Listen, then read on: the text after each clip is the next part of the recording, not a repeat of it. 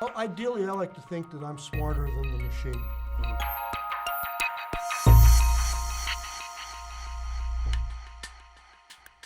Hi, I'm Robert Reber. I'm an aspiring director of photography, and I have a couple of questions that I wanted to ask you.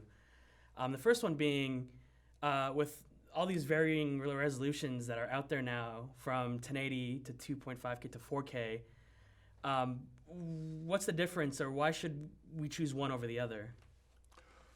Like a lot of things, these decisions are pretty much market-driven. Most of what I shoot is delivered in high def, in 1080.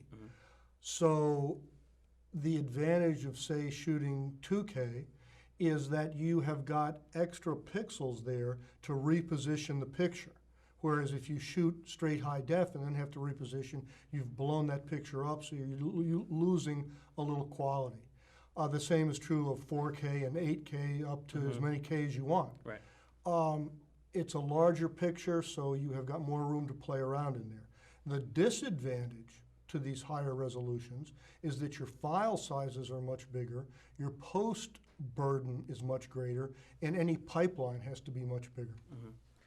My second question is it's going to the digital media. There is some cameras like the Red use proprietary media as opposed to some others that now you have like the Ninja that shoots onto standard hard drives.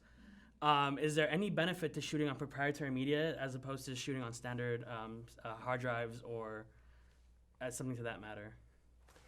Well, that's interesting. The whole world of the DP has changed now with the digital revolution. Back in the film days, I'd shoot the film, the assistant would download the magazine and it goes somewhere and I'm never concerned with it again. Now that's not true. Now in the digital world, I've got to shoot for the post-production process.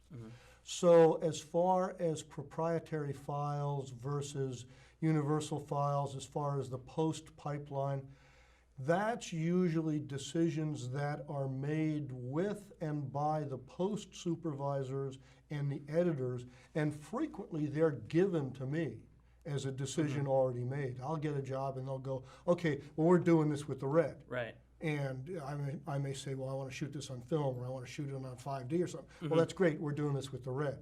Okay. Different cameras have different looks. So that would be where I would weigh in on a decision like that. Okay. And I might say, well, you know what, I really like the way the Alexa looks. Can we do it with that? But I'm not the only one making those decisions. Okay. Also, another question I had is, nowadays, I've noticed when I've been on set is that sometimes DPs do not use light meters or do not use metering instruments for color balancing or light. They rely 100% on the camera to tell them all the information. How accurate is it doing it straight from the camera besides using external meters? Well, ideally, I like to think that I'm smarter than the machine. So I will use my meter, I'll use my eye, I'll make sure that the monitors, I got a bad habit of lighting to a monitor. So the assistants have got to constantly have those monitors tweaked up so I'm getting a good picture.